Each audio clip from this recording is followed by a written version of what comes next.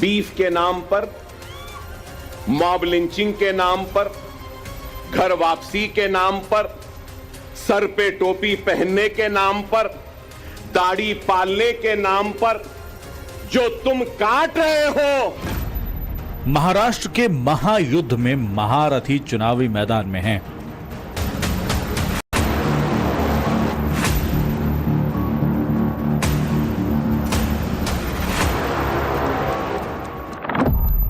महायोद्धाओं के तर्कश से शब्द भेदी बाढ़ निकल रहे हैं।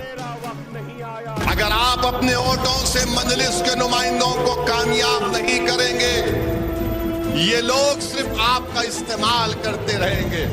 छत्रपति शिवाजी महाराज जिस एकजुटता का प्रदर्शन करके हिंदवी साम्राज्य की स्थापना किए थे, आज उसी का आह्वान करने के लिए, उन्हीं से प्रेरणा लेकर के मैं बार बार आपसे कहता हूं कि बंटिए मत। महाराष्ट्र के चुनाव में यूपी के सीएम योगी आदित्यनाथ ने एजेंडा सेट कर दिया है। जिस नारे ने हरियाणा के चुनाव में बाजी पलट कर रख दी, वही नारा अब महाराष्ट्र में वोटर्स के सिर चढ़कर बोल रहा है। जगह जगह इससे जुड़े पोस्टर्स लगे हुए हैं और इसके सेंटर स्टेज में हिंदुत्व के फायर ब्रांड नेता योगी आदित्यनाथ। छत्रपति शिवाजी महाराज ने जिस दुष्ट अफजल को मार गिराया था, उसके नाम पर औरंगाबाद का नाम होना, याद करना, इसको हटना ही चाहिए। संभाजी नगर के रूप में उसको पहचान मिलनी ही चाहिए। छत्रपति शिवाजी महाराज का संघर्ष हो या संभाजी महाराज का, हमें नई प्रेरणा देता है। और छत्रपति शिवाजी महाराज हम सबको एकजुट करके लेके गए थे, हर भारतवासी को अपने साथ जोड़े थे, अपने सेना का हिस्सा बनाए थे। योगी आदित्यनाथ ने अपनी तकरीर में कहा कि बटोगे तो कटोगे। लोग काफी एतराज कर रहे हैं उस बात पर, मगर मैं ये कहूंगा, बीफ के नाम पर, मॉब लिंचिंग के नाम पर, घर वापसी के नाम पर, सर पे टोपी पहनने के नाम पर, दाढ़ी पालने के नाम पर जो तुम काट रहे हो, क्या ये तुम्हारी नफरत हिंदुस्तान के सबसे बड़ी अक़लियत से, क्या ये मुल्क को कमजोर नहीं कर रही है? सीएम योगी के एकजुटता वाले नारे से सबसे ज्यादा मिर्ची लगी है ओवैसी ब्रदर्स को। हैदराबाद वाले ओवैसी भाईजान चार मीनार के दायरे से बाहर निकलकर महाराष्ट्र के फलक पर छा जाने को बेताब हैं। दिन हो या रात मेहनत में कोई कसर नहीं छोड़ रहे। तस्वीरें छत्रपति संभाजी नगर की हैं। यहाँ के औरंगाबाद सेंट्रल सीट पर असदुद्दीन ओवैसी पदयात्रा निकाल रहे हैं। साथ में उनकी पार्टी के सिंबल लिए समर्थक चल रहे हैं। फोकस पर एक खास वोट बैंक है, लेकिन जुबान पर पूरे मराठा समाज के कल्याण की बात। सवाल महाराष्ट्र और यहाँ के शहर के ईस्ट और सेंट्रल के विकास का मसला है। यहाँ ने सुनिए, यहाँ पर इस डिवीजन में सरकार के आंकड़े हैं कि फरवरी 2024 में दूसरे नंबर पर महाराष्ट्र में सबसे ज्यादा किसान खुदकुशी किए। उस पर कोई बात नहीं कर रहा है। मराठा रिजर्वेशन के ऊपर कोई बात नहीं कर रहा है। फिर वो जो जिस शख्स ने कहा था कि मस्जिद में घुस के मारेंगे, उसके बारे में बात नहीं कर रहा है। आप पूरा महाराष्ट्र में रूरल डिस्ट्रेस है, किसानों के बेटों की शादियां नहीं हो पा रही हैं। आप डेवलपमेंट के नाम पर क्या किया आपने? कुछ नहीं किया। अरमान तो बड़े पाल रखे हैं बड़े ओवैसी ने इस बार।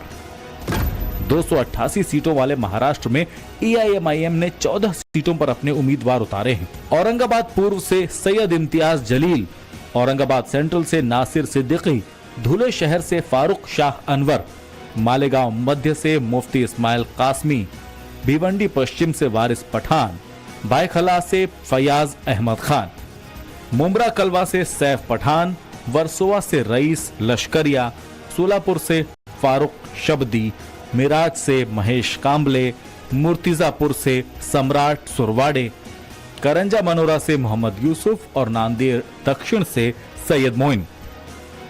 14 में से 12 सीटों पर मुस्लिम उम्मीदवार हैं और 2 सीटों पर एससी कैंडिडेट उतारे हैं।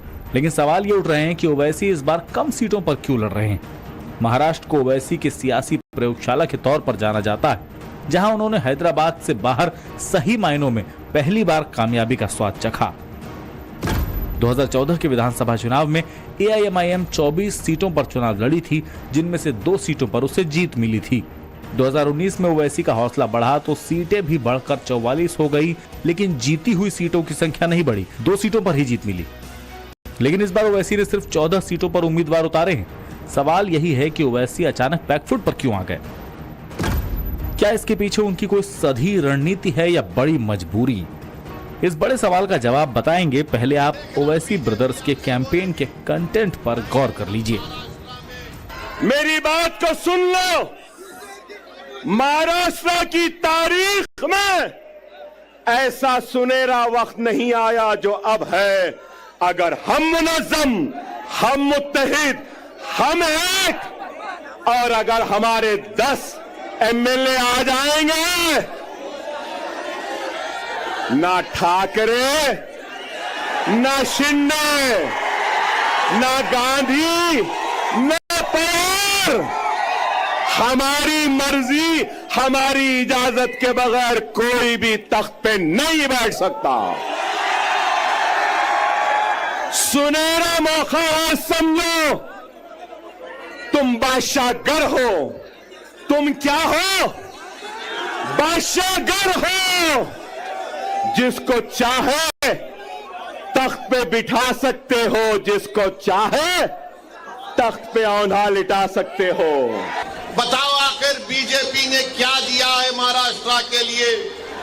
अब मोदी जी आकर बोलेंगे मैं यूसीसी लगा दूंगा महाराष्ट्र में।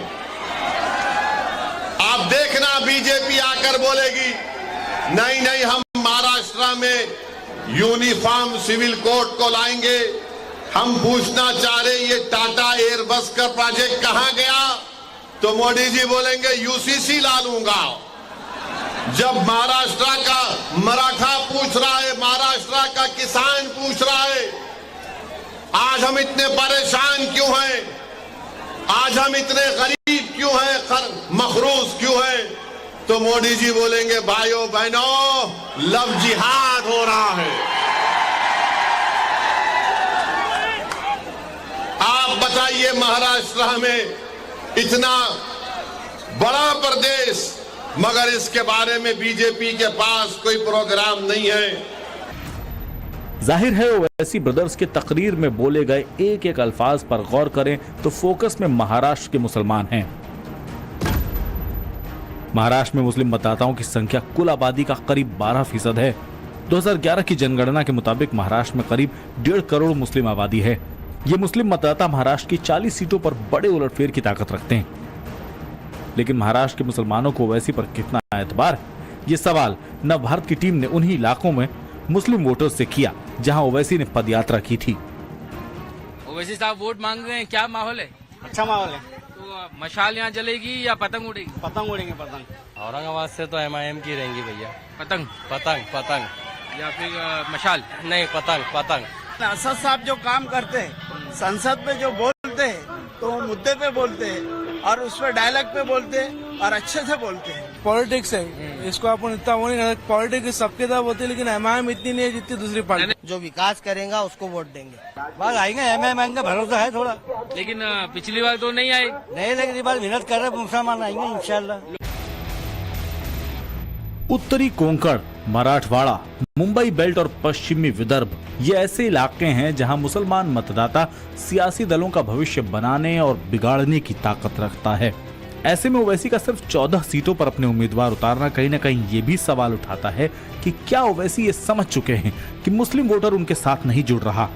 जाहिर है महाराष्ट्र में ओवैसी के लिए मुकाबला करो या मरो का है, इसीलिए वो फूंक फूंक कर कदम रख रहे हैं, क्योंकि ओवैसी की पार्टी को डर ये भी है कि बीजेपी के बटोगे तो कटोगे और एक रहोगे तो सेफ रहोगे के नैरेटिव की वजह से खुल्लम खुल्ला मुस्लिम वोटों की लड़ाई तेज हो गई है।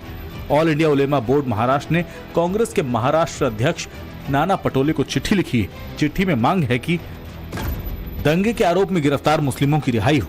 भड़काऊ बयान देने वाले मोहम्मद सलमान अजहरी की रिहाई हो, नौकरी शिक्षा में 10% मुस्लिम आरक्षण हो, आरएसएस पर प्रतिबंध लगाया जाए, पुलिस भर्ती में मुस्लिमों को प्राथमिकता मिले, इमाम मौलानाओं को 15,000 की सैलरी मिले, वक्फ संशोधन बिल के विरोध की भी मांग की गई है।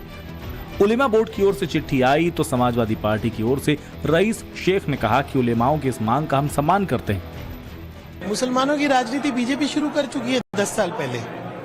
मुसलमानों की राजनीति हमने कोई शुरू नहीं की। महाविकास आघाड़ी उलेमाओं का सम्मान करती है, उनकी मांग का सम्मान करती है। उन विषय पे जो है महाविकास आघाड़ी के शीर्ष नेतृत्व उचित बयान देंगे। पर मुझे लगता है कि मुस्लिम समाज हो, दलित समाज हो, वंचित सारे समाज जो है इस वक्त महाविकास आघाड़ी के साथ है और कोई बिना शर्त है। उलमाओं ने बात रखी है, उसका आदर होगा, उन चीजों पे विचार होगा। लेकिन मुझे पूरा विश्वास है कि महाविकास आघाड़ी महाराष्ट्र में जीतने जा रही है और लाल टोपी वाले भी असेंबली में बैठने वाले हैं। महाराष्ट्र प्रदेश कांग्रेस कमेटी के रियासती सदर नाना पटोले, पृथ्वीराज चौहान, साबिक वजीर आला और दीगर सीनियर कायदीन के साथ हमारे रियासती सदर और जनरल सेक्रेटरी की रास्त मुलाकात हुई थी बम्बई में, और उसमें तफसीली गुफ्तगू के बाद उन्होंने हमें मकतूब दिया है और हम इस यकीन के साथ आगे बढ़ रहे हैं कि उन पर वो जरूर तवज्जो देंगे।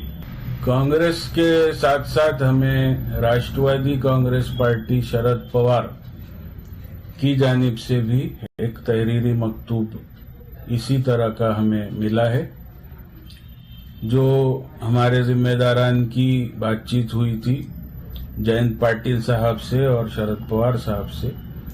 उसके बाद उन्होंने भी हमें मकतूब रवाना किया है कि आपके मुतालबात पर हम मुस्तकबिल में अमली इक़दामात को यकीनी बनाने की कोशिश करेंगे। जाहिर है महाराष्ट्र में मोदी योगी के खिलाफ मुस्लिम फोर्स को एकजुट करने का लैब बना दिया गया और अगर यहाँ ये प्रयोग सफल हुआ तो इसका विस्तार देश के बाकी राज्यों में भी किया जाएगा। इस प्रयोग का हिस्सा सियासतदान भी और वो मौलाना भी जिनके कंधे पर बंदूक रखकर राजनेता मुस्लिम वोटों की खेती करना चाहते हैं। इसीलिए सज्जाद नोमानी ने कुछ दिन पहले 2 सीटों की लिस्ट देकर वहां मुस्लिम प्रत्याशी खड़े करने की मांग की थी। अलायंस के महाराष्ट्र में लीडिंग रोल प्ले कर रहे हैं बुजुर्ग रहनुमा जनाब शरद पवार साहब। मैंने उनको एक लिस्ट भेजी है उन 25 कॉन्स्टिट्यूएंसीज की जिनमें हमारी रिसर्च टीम ने फैक्ट्स एंड फिगर्स के जरिए ये साबित किया है कि इन 25 सीटों पर मुस्लिम कैंडिडेट बड़ी आसानी के साथ महाविकास आघाड़ी को जीत दिला सकते हैं और महाराष्ट्र में एक सेक्युलर डेमोक्रेटिक सरकार के बनाने में एक बहुत इंपॉर्टेंट रोल प्ले कर सकते हैं। जाहिर है महाराष्ट्र के 12% मुस्लिम वोट्स को लेकर सिर्फ फुटअव्वल जारी है और यही अब की बार ओवैसी की पार्टी के डर की सबसे बड़ी वजह है। 180 से ज्यादा संगठन जो है मुस्लिम उलेमा ये कह रहे हैं कि महाविकास आघाड़ी के समर्थन में वोट दें, तो ऐसे में एमआईएम अपने आप को कहां दिखती है? अरे हर एक को राइट है बोलने का, इसमें आपको किसी को तकलीफ क्यों नहीं चाहिए। और हम जहां तक हम लड़ रहे हैं वहां पे जगह पे हम अपना प्रचार करेंगे। जब इलेक्शन था पिछला 2019 का तो ये वारिस पठान साहब जहाँ मिले थे उन्होंने रिक्वेस्ट किया कि यहाँ मत लड़ाइए, तो हमने छोड़ दिया सीट ये।